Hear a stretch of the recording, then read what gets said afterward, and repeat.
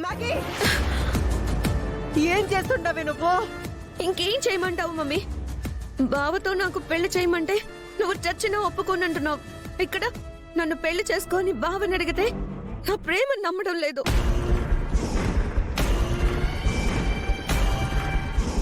అందుకే నీకు భారం కాకుండా బావకి బాధ లేకుండా నేను పోతాను మమ్మీ, నేను చచ్చిపోతాను.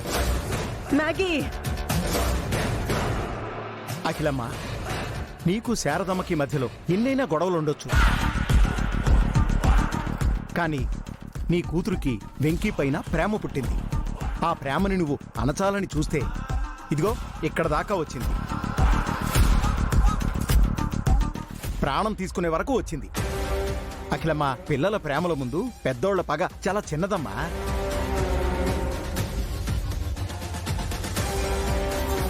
ఇగో నా మాట విను, గొడవలు వదిలేసి శారదమ్మతో చేయి కలుపు. నీ కూతురి ప్రేమ కోసం వెంకీ మీద కోపం వదిలేసి మాట కలుపు.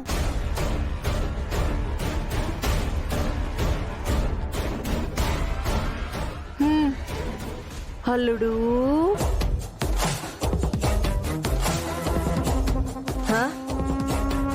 అల్లుడు నిన్నే. ఏంటి నన్నే?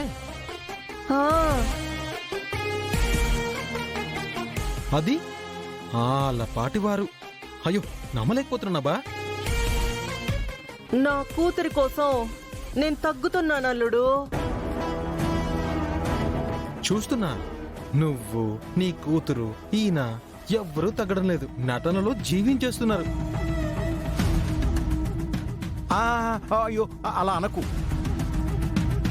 నీకు అందనంత ఎత్తులో ఉండే ఆలపాటి అఖిలాండేశ్వరి కూతురు ప్రేమ కోసం బెట్టు వీడి మెట్టు దిగి నిన్ను అల్లుడు అంటుంది.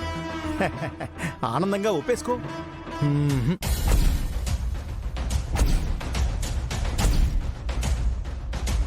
మెట్టు దిగే కర్మ మీకు పట్టుండొచ్చు, దిగజారే అవసరం నాకు లేదు.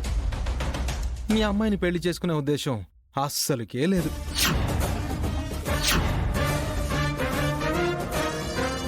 తప్పకోండి. అల్లుడు ఆగల్లుడు. చూడు, నేనిప్పుడు ఆలపాటి అఖిలాండేశ్వరులా ఆర్డర్లేమి చేయడంలా, నా బిడ్డకి తల్లిగా బతిమాలుతూ ఉండా. మ్యాగీని నువ్వు కాదని వెళ్ళిపోయినావు అనుకో, అది నాకు కాకుండా పోతుంది అల్లుడు. అర్థం చేసుకో అల్లుడు.